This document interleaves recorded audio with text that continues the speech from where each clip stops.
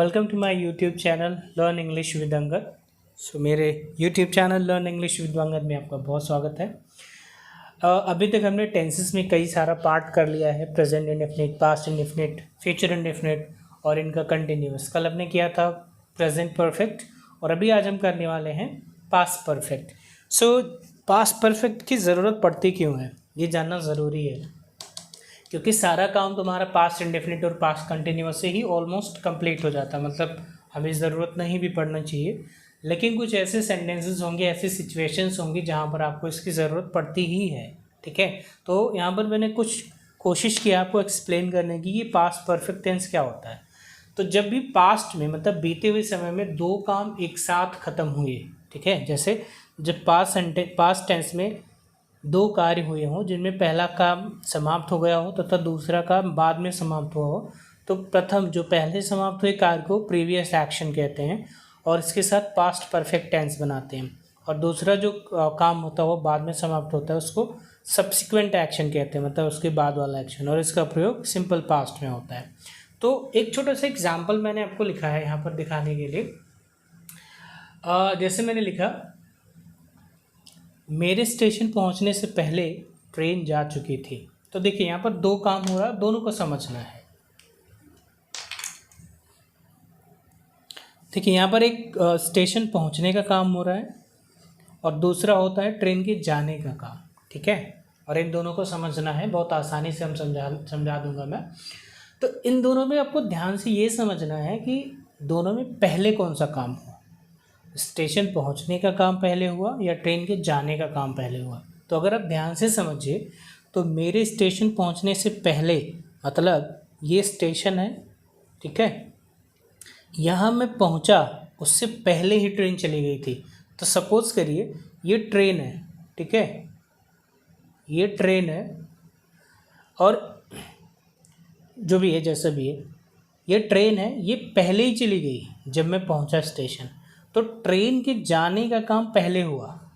देखिए यहाँ पर दो एक्शन हो रहा है, यही मैंने अभी पास्ट परफेक्ट में आपको बताया कि जब पास्ट में दो काम एक साथ हो रहे होंगे तो उन दोनों में फिगर आउट करना होगा, पहचानना होगा कि कौन सा काम पहले हो रहा है, कौन सा काम बाद में हो रहा है। ठीक है, ये समझना ज़रूरी है। जैसे मैंने बोला कि दोनों में से पहला काम कौन सा हुआ, तो अगर हम बहुत ध्यान से देखते हैं तो पहले ट्रेन गई उसके बाद में पहुंचा। यहाँ पर लिखा है ना, मेरे स्टेशन पहुंचने से पहले, मतलब मैं अभी पहुंचा, उससे पहले ही ट्रेन जा चुकी थी। ठीक है, तो जो ट्रेन चली गई थी या ट्रेन जा चुकी थी या ट्रेन चली गई, जो भी हम बोलेंगे, जो पहले एक्शन हुआ उसको हम पास्ट परफेक्ट में यूज़ करेंगे। ठीक है, और जो बाद में काम हुआ मतलब मैं स्टेशन पहुंचा, ये बाद में हुआ, पहले ट्रेन चली गई। ठीक है, तो जो ट्रेन गई वो पास्ट परफेक्ट का सेंटेंस होगा, और मैं जो स्टेशन पहुंचा, जो दूसरा एक्शन हो रहा है वो पास्ट इंडेफिनिट का होता है। और आपको पता हो पास्ट इंडेफिनिट आपने किया है तो मुझे ज़्यादा उसमें एक्सप्लेन करने की ज़रूरत नहीं है, बार बार आपको एक ही चीज़ बताऊँ। अगर डाउट हो तो आप कमेंट बॉक्स में बताइए ताकि मैं आपको एक्सप्लेन करूँ, ऐसा नहीं मैं नहीं चाहता, बट आपको लगेगा ना एक ही चीज़ बार बार क्यों। ठीक है, दूसरा देखिए एग्जाम्पल है, मेरे आने से पहले वह जा चुका था। तो आप इसे देखिए जनरल अपने डे टू डे लाइफ में इस चीज़ को बहुत बार बोलते हैं कि मेरे आने से पहले वो जा चुका था।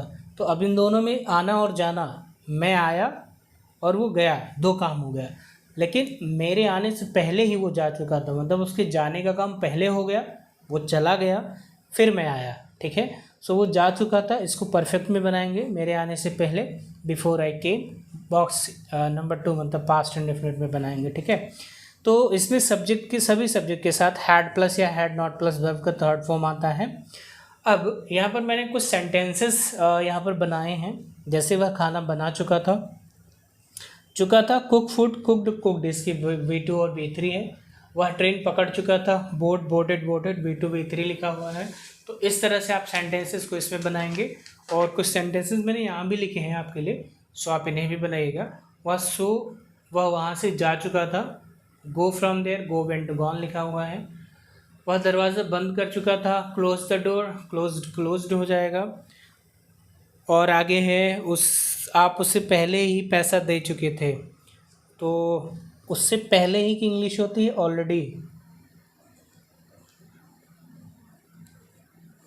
ठीक है, ऑलरेडी, तो आप इसे यूज़ कर लेंगे ऑलरेडी को। अगला है उसकी मम्मी उसे डांट चुकी थी, इजी है, आप बना सकते हैं, ठीक है। सो वह उसकी मम्मी उसे डांट चुकी थी, आपको पता ही हो गया। वह घर पहुंच चुका था, रीच होम, रीच्ड हो गया, ठीक है। वे अपना सब कुछ छोड़ चुके थे। सो लीव है, लेफ्ट इसकी वर्ब सेकंड और थर्ड फॉर्म होती है, ये देखिए नीचे। सो वे अपना सब कुछ छोड़ चुके थे, लीव देयर एवरीथिंग। अपना की इंग्लिश यहाँ पर मैंने लिख दिया है, सब कुछ की इंग्लिश एवरीथिंग, लीव मीन्स छोड़ना, और वे की इंग्लिश आपको होती पता होगा, they. So they had left there everything, ठीक है। तो इस तरह से सेंटेंसेस आप बनाएंगे और कुछ खुद सोचिएगा सेंटेंसेस हिंदी में, उनको ट्रांसलेट करने की कोशिश करिएगा। अभी हमें इसमें बहुत मेहनत करनी हो, इसमें मतलब टेंसेस में, ठीक है। जब एक बार आप पहचानना शुरू कर देंगे, बनाना शुरू कर देंगे, तो आपकी डाउट्स ख़त्म हो जाएंगे, ठीक, और आसानी से आप इनको ट्रांसलेट कर पाएंगे। सो आज के लिए फ़िलहाल इतना ही छोटा सा टॉपिक था।